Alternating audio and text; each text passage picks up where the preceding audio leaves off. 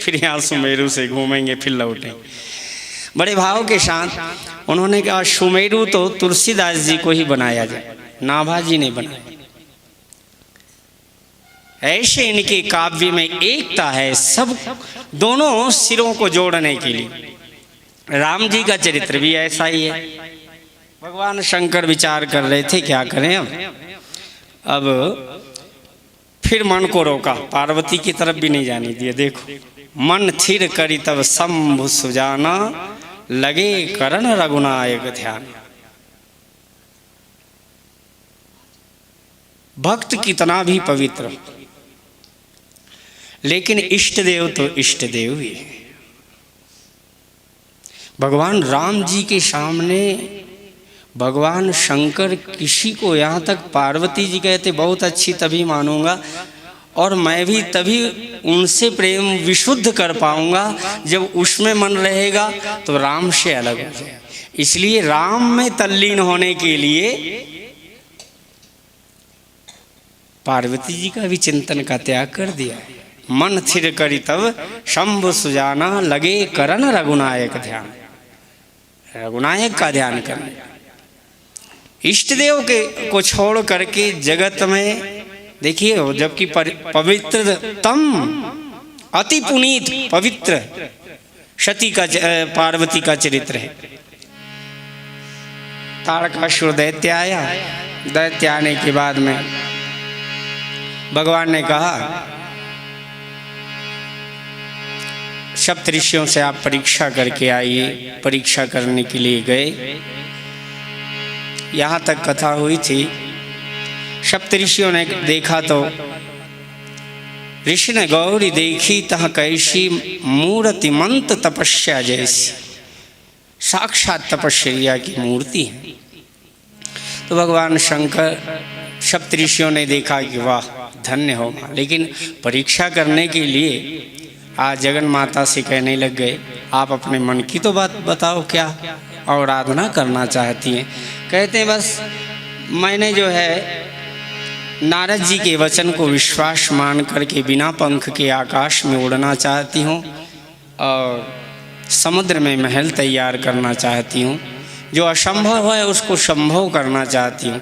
भगवान शिव के साथ मेरा विवाह नहीं हो सकता, लेकिन मैं जब तक शिव विवाह नहीं करेंगे, तैयार नहीं हो जाएंगे, तब तक अपना हठ नहीं छोड़ूंगी। सप्तऋषियों ने नारद जी की भी ऊपर से निंदा ही निंदात्मक भाव से ही कर दी होगी। उन्होंने कहा वाह नारद, तिनके वचन माने विश्वासा। अरे वो मन कपटी तन सज्जन चीना, आप सरे सब ही कह चीना। और तिनके वचन मान विश्वासा, तुम चाहो पति सहज उदासा। वो सदा उदासीन रहने वाला है, नंग धड़ंग, कोई मतलब नहीं, विभूति लगा ले, शमशान में पड़ा रहे। कमन मिले सुखा स्वरूप आए, भल भूले ठक्के वो राय। भला आदमी ठग के यहाँ जबरदस्ती चला जाए, अच्छे वस्तुओं को छोड़कर, अच्छे संत को छोड़कर, ठग जो है ना मिल जाए रास्ते में, बस उसकी बात मान करके, भरोसा करके। उन्होंने कहा महाराज अब ये परीक्षा में कसौटी थी इनकी, आज भी तुम हमारी बात मानो। हम बहुत सुंदर, अति सुंदर, सुचि सुखद सुशीला, गावे वेद जा सुजस लीला, उनसे विवाह करवा दें तुम्हारा। उन्होंने कहा ये तो आप सब ठीक कहते हैं, लेकिन करूं क्या, मेरे सामने एक मजबूरी ये आ गई कि मैंने, भारतीय नारी एक बार समर्पित हो जाती है ना तो अपने मन को बदलती नहीं। अब तो जन्म शंभु ही हारा, और को गुण दूषण करे विचारा। गुण दोष का विचार जो करता है वो प्रेम कभी नहीं कर सकता। जो गुण दोष दोनों का त्याग कर देता है कि हमारे स्वामी, आज नहीं तो आज जो बहुत गुण देखेंगे कल दोष भी देखने लग जाएंगे। जो गुण से प्रशंसा से प्रसन्न हो जाएगा वो कल निंदा करेंगे तो दुखी हो जाएगा।